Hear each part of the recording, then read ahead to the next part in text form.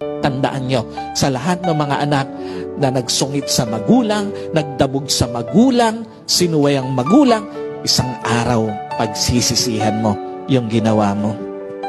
Alam niyo po, lahat ng pangit na ginawa sa magulang, isang araw pagsisisihan ng anak.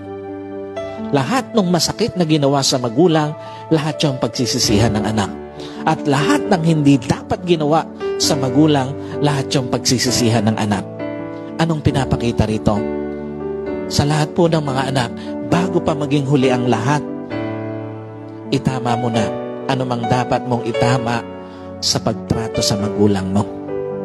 Bago pa mapuno ng pagsisisi ang pakikitungo mo sa magulang mo, itama mo na ang dapat mong itama sa trato sa magulang mo. At bago pa mapuno ng lungkot yung kwento ng pakikitungo mo sa magulang mo, itama mo na yung dapat mong itamang trato sa magulang mo.